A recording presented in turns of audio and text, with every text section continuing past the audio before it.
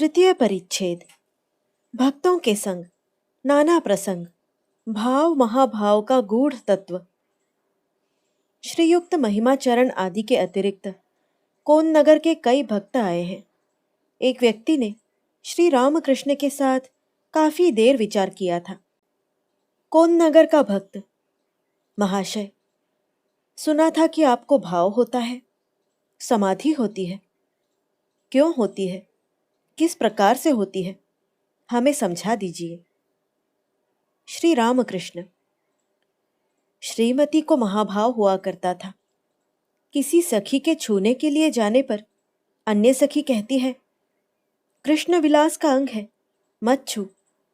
इनकी देह के मध्य अब कृष्ण विलास कर रहे हैं। ईश्वर अनुभव हुए बिना भाव या महाभाव नहीं होता। गहरे जल में से मछली के आने पर वह जल हिलता है। खूब बड़ी मछली हो तो जल उथल पुथल करता है। तभी तो भाव में हंसता है, रोता है, नाचता है, गाता है। भाव में अधिक देर नहीं रहा जाता। दर्पण के पास बैठकर केवल मुख देखने से लोग पागल समझेंगे। कोन नगर का भक्त: सुना है महाशय, आप ईश्वर दर्शन करते रहते हैं, तो फिर हमें दिखला दे। श्री रामकृष्ण: सभी ईश्वराधीन है, मनुष्य क्या करेगा। उनका नाम करते करते कभी अश्रुधारा पड़ती है, कभी नहीं पड़ती। उनका ध्यान करते हुए किसी किसी दिन सुंदर उद्दीपन होता है और फिर किसी दिन कुछ भी नहीं होता। कर्म चाहिए, तभी दर्शन होता है। एक दिन भाव में हलदार पुकुर देखा था। देखा एक छोटी जाति का व्यक्ति पाना अर्थात जल पौधा हटाकर जल ले रहा है और हाथ में जल उठाकर बार बार देखता है। मानो मुझे दिखाया कि जल पौधा बिना ठेले जल दिखाई नहीं देता। कर्म बिना किए भक्ति लाभ नहीं होता, ईश्वर दर्शन नहीं होता। ध्यान, जप, ये सब कर्म है। उनका नाम गुण कीर्तन भी कर्म है और फिर दान, यज्ञ इत्यादि भी कर्म है। मक्खन यदि चाहते हो तो दूध का दही जमाना चाहिए, फिर निर्जन में रखना चाहिए। तब फिर दही के जम जाने पर परिश्रम करके मंथन करना चाहिए, फिर मक्खन निकालना चाहिए। महिमाचरण: जी हाँ, कर्म चाहिए ही। कर्म के बिना क्या, बहुत परिश्रम करना पड़ता है, तब फिर लाभ होता है। पढ़ना ही कितना होता है, अनंत शास्त्र। श्री रामकृष्ण महिमा के प्रति: शास्त्र कितना पढ़ोगे, कोरे विचार करने से क्या होगा। पहले उनको पाने की चेष्टा करो।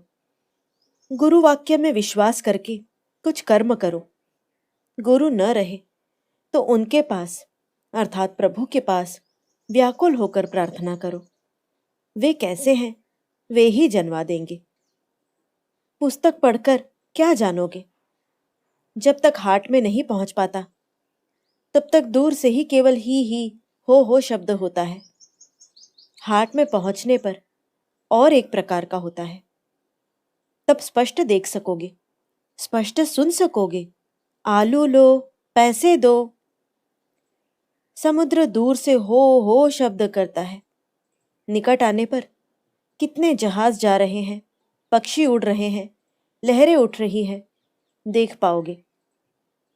बड़े बाबू के साथ परिचय आवश्यक है। उनके कितने घर, कितने बाग, कितने कंपनी के कागज अर्थात शेयर, यह पहले जानने के लिए इतने व्यग्र क्यों हो। नौकरों के पास जाने पर वे खड़ा होने तक भी नहीं देंगे। वे कंपनी के शेयरों की क्या सूचना देंगे। किंतु जिस किसी प्रकार से भी हो, बड़े बाबू के साथ एक बार आलाप करो। वह चाहे धक्के खाकर ही हो या घेरा लांघ कर ही हो। तब कितने घर, कितने बाग, कितने शेयर हैं, वे ही बता देंगे। बाबू के साथ आलाप हो जाने पर फिर नौकर चाकर, दरबान सब सलाम करेंगे। सबका हास्य। भक्त: अब बड़े बाबू के साथ आलाप कैसे हो। सबका हास्य। श्री रामकृष्ण, इसीलिए तो कर्म चाहिए। ईश्वर है, यह कहकर बैठे रहने से नहीं होगा। जिस किसी तरह से भी हो उनके पास जाना होगा। निर्जन में उन्हें पुकारो, प्रार्थना करो। दर्शन दो, दर्शन दो कहकर व्याकुल होकर रो। कामिनी कांचन के लिए पागल होकर घूम सकते हो तो फिर उनके लिए थोड़ा सा पागल हो जाओ। लोग कहें कि ईश्वर के लिए अमुक पागल हो गया है। कुछ दिन के लिए सब त्याग करके उनको अकेले में पुकारो। केवल वे हैं, यहां कहकर बैठे रहने से क्या होगा। हलदार पुकुर में बड़ी बड़ी मछलियां हैं। तालाब के किनारे केवल बैठे रहने से क्या मछली मिलती है। उन्हें आकृष्ट करने के लिए मसाला तैयार करो और उनका आहार अर्थात चारा डालो।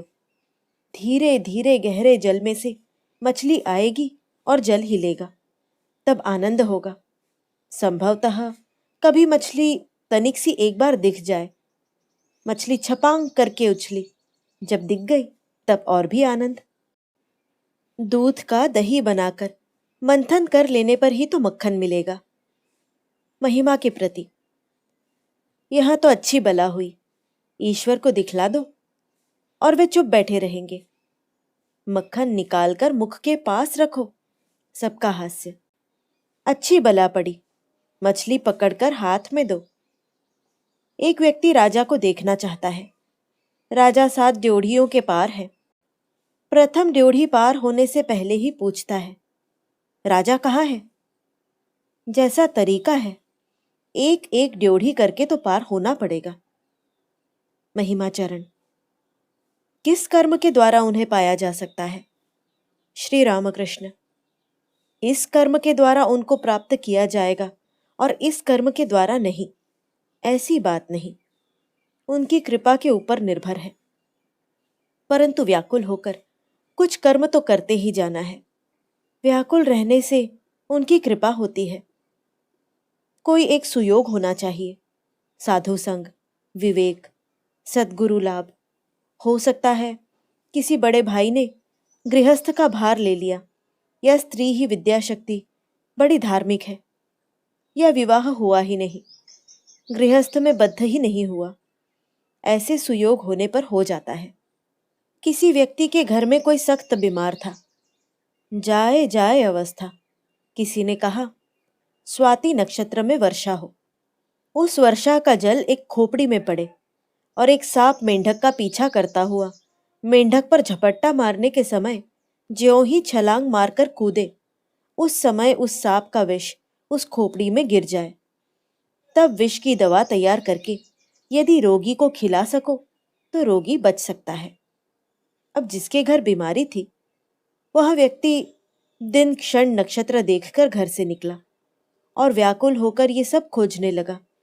मन ही मन ईश्वर को पुकारने लगा, ठाकुर, तुम यदि इन चीजों को प्राप्त करवा दोगे तब तो हो जाएगा। इस प्रकार सोचते सोचते जाते हुए सचमुच ही उसने देखा एक लाश के मस्तक की खोपड़ी पड़ी हुई है। देखते देखते एक बौछार वर्षा भी पड़ गई। तब वह व्यक्ति कहता है, हे गुरुदेव, मरे हुए के मस्तक की खोपड़ी भी मिल गई और फिर स्वाति नक्षत्र में वर्षा भी हो गई। इसी वर्षा का जल भी उस खोपड़ी में गिर गया है। अब कृपा करके और जो कुछ चीजें हैं उनको भी जुटा दो। वह व्यक्ति व्याकुल होकर सोचने लगा। उसी समय देखता है एक विषधर सांप आ रहा है। तब उस व्यक्ति को बड़ा भारी आनंद हुआ और वह इतना व्याकुल हुआ कि छाती धक धक करने लगी और कहने लगा, हे गुरुदेव, अब तो सांप भी आ गया है। बहुत सी वस्तुएं तो जुट गई हैं और जो बाकी है कृपा करके जुटा दीजिए। प्रार्थना करते करते मेंढक भी आ गया। सांप मेंढक का पीछा करता हुआ भागने लगा। खोपड़ी के निकट आकर ज्यों ही झपट्टा मारने के लिए बढ़ा, मेंढक छलांग मारकर दूसरी ओर जा गिरा और सांप का विष झट उसी खोपड़ी के भीतर गिर गया। तब वह व्यक्ति आनंद में तालियां बजा बजा कर नाचने लगा। इसीलिए कहता हूं, व्याकुलता होने पर सब हो जाता है। चतुर्थ परिच्छेद। सन्यास और गृहस्थाश्रम, ईश्वर लाभ और त्याग। यथार्थ सन्यासी कौन? श्री रामकृष्ण। मन से संपूर्ण त्याग हुए बिना ईश्वर लाभ नहीं होता। साधु संचय कर नहीं सकता। संचय न करे पक्षी और दरवेश। पक्षी और साधु संचय नहीं करता। यहाँ का भाव है, मिट्टी से हाथ धोने के लिए मिट्टी लेकर जा नहीं सकता। बटुए में पान ले जा नहीं सकता। हृदय जब बड़ी यंत्रणा दे रहा था, तब यहाँ से काशी चले जाने की नियत हुई। सोचा धोती तो ले लूंगा, किंतु रुपया कैसे ले जाऊंगा। फिर काशी जाना नहीं हुआ। सबका हास्य। महिमा के प्रति, तुम लोग गृही हो, तुम लोग यहाँ भी रखो, वह भी रखो, संसार भी रखो, धर्म भी रखो। महिमा, यहाँ और वहाँ क्या फिर रखे जाते हैं? श्री रामकृष्ण। मैंने पंचवटी के निकट गंगा के किनारे रुपया मिट्टी, मिट्टी रुपया, रुपया ही मिट्टी, यह विचार कर रुपया गंगा जी के जल में फेंक दिया था। तब एक विशेष भय हुआ। सोचने लगा, मैं क्या लक्ष्मी छाड़ा हो गया हूं? माँ लक्ष्मी यदि आहार बंद कर दे तो फिर क्या होगा? तब हाजरा की भांति पटवारीपन किया। कहा, माँ तुम जैसे हृदय में रहो। एक व्यक्ति के तपस्या करने से भगवती ने संतुष्ट होकर कहा, तुम वर लो।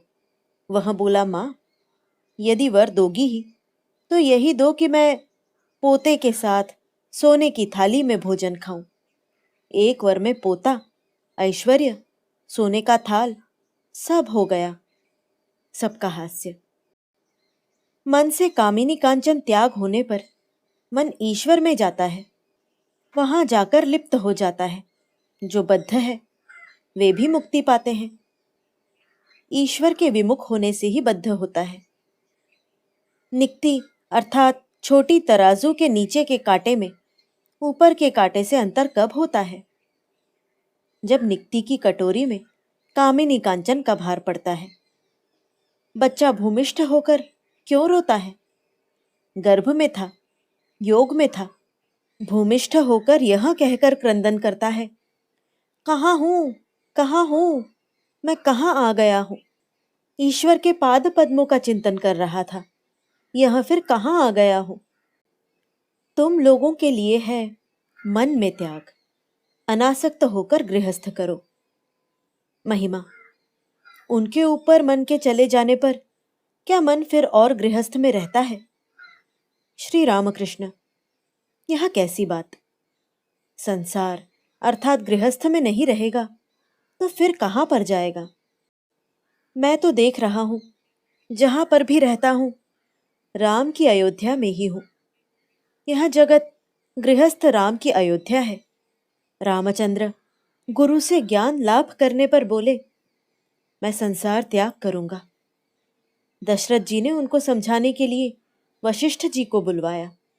वशिष्ठ जी ने देखा राम को तीव्र वैराग्य हुआ है। तब बोले, राम पहले मेरे साथ विचार करो, तब फिर संसार त्याग करना। अच्छा बताओ, संसार क्या ईश्वर के बिना है? यदि ऐसा है तो तुम त्याग कर दो। राम ने देखा ईश्वर ही जीव जगत सब कुछ बने हैं। उनकी सत्ता से समस्त सत्य प्रतीत होता है। तब रामचंद्र चुप हो गए। संसार में काम, क्रोध इत्यादि के साथ युद्ध करना होता है। नाना वासनाओं के संग युद्ध करना होता है। आसक्ति के साथ युद्ध करना होता है। युद्ध किले में से ही हो तो सुविधा है। गृह में रहकर ही युद्ध अच्छा है। खाना मिलता है। धर्मपत्नी बहुत प्रकार से सहायता करती है। कली में अन्नगत प्राण है। अन्न के लिए 7 जगहों पर घूमने की अपेक्षा तो एक जगह ही अच्छी है। गृह रूपी किले के भीतर रहकर मानो युद्ध करना है। और संसार में तूफान में जूठी पत्तल की तरह होकर रहो। तूफान जूठी पत्तल को कभी घर के भीतर ले जाता है, कभी बटोर कर ढेर पर ले जाता है। हवा जिस ओर जाती है। पत्तल भी उसी ओर जाती है, कभी अच्छी जगह पर और कभी बुरी जगह पर। तुमको तो अब संसार में डाल दिया है, अच्छा है, अब उसी स्थान पर ही रहो। और फिर जब उस स्थान से उठाकर उससे अच्छी जगह ले जाकर फेंकेंगे, तब जो होना है होगा। संसार में रखा हुआ है तो फिर क्या करोगे? समस्त उनको समर्पण करो, तब फिर और कोई भी गड़बड़ नहीं रहेगी। तब देखोगे वे ही सब कर रहे हैं, सब ही राम की इच्छा है। एक भक्त: राम की इच्छा कहानी क्या है? श्री रामकृष्ण। किसी ग्राम में एक जुलाहा रहता था, बड़ा धार्मिक था। सब लोग ही उसका विश्वास करते और उसको प्यार करते थे। जुलाहा दुकान पर जाकर धोती बेचता। खरीददार दाम पूछता तो कहता, राम की इच्छा। सूत का दाम 1 रुपया, राम की इच्छा। मेहनत का दाम 4 आना, राम की इच्छा से मुनाफा 2 आना। धोती का दाम राम की इच्छा से 1 रुपया 6 आना। लोगों का इतना विश्वास था कि तत्क्षण दाम देकर कपड़ा ले लेते। व्यक्ति बड़ा भक्त था। रात को खाने पीने के बाद देर तक चंडी मंडप में बैठकर ईश्वर चिंतन किया करता, उनका नाम गुण कीर्तन करता। एक दिन बहुत रात हो गई थी। व्यक्ति को निद्रा नहीं आ रही थी। बीच बीच में तंबाकू पी रहा था। उस समय उसी पथ से डाकुओं का एक दल डकैती करने जा रहा था। उनके पास कुली का अभाव होने से उसी जुलाहे से आकर बोले, आ हमारे साथ। यह कहकर हाथ पकड़कर खींच कर ले चले। तत्पश्चात एक गृही के घर जाकर डकैती की। कितनी ही चीजें जुलाहे के सिर पर लाद दी। उसी वक्त पुलिस आ गई। डाकू तो भाग गए, केवल जुलाहे के सिर पर का बोझा पकड़ लिया। उस रात उसे हिरासत में रखा गया। अगले दिन मजिस्ट्रेट के पास विचार हुआ। ग्राम के लोगों को पता लगने पर सब आ गए। वे बोले, हुजूर, यह व्यक्ति कभी भी डकैती नहीं कर सकता। साहब ने तब जुलाहे से पूछा, क्यों भाई, तुम्हारे साथ यह कैसे हो गया, बताओ। जुलाहा बोला, हुजूर, राम की इच्छा, मैंने रात को भात खाया। फिर राम की इच्छा, मैं चंडी मंडप में बैठा था। राम की इच्छा, बहुत देर हो गई। मैं राम की इच्छा से उनका चिंतन कर ही रहा था और उनका नाम गुणगान कर रहा था। उस समय राम की इच्छा, डाकुओं का एक दल उसी पथ से जा रहा था। राम की इच्छा, वे मुझे खींचकर ले गए। राम इच्छा, उन्होंने एक गृही के घर डकैती डाली। राम की इच्छा, मेरे सिर पर बोझा रखा। उस समय राम की इच्छा से मैं पकड़ा गया। तब राम की इच्छा, पुलिस वालों ने हिरासत में दे दिया। आज सुबह राम की इच्छा हुजूर के पास ले आए हैं। ऐसा धार्मिक आदमी देखकर साहब ने जुलाहे को छोड़ दिया। जुलाहा रास्ते में बंधुओं से कहता है, राम की इच्छा, मुझे छोड़ दिया। संसार में रहना, संन्यास लेना, सब ही राम की इच्छा। तभी उनके ऊपर सब छोड़कर संसार का काम करो। वहां न हो तो फिर करोगे ही क्या? एक मुंशी जेल में गया था। जेल की सजा समाप्त हो गई। वहां जेल से आ गया। अब वह क्या केवल धेई धेई करके नाचेगा अथवा मुंशीगिरी करेगा? संसारी यदि जीवन मुक्त हो जाता है, वह इच्छा मात्र से ही संसार में रह सकता है।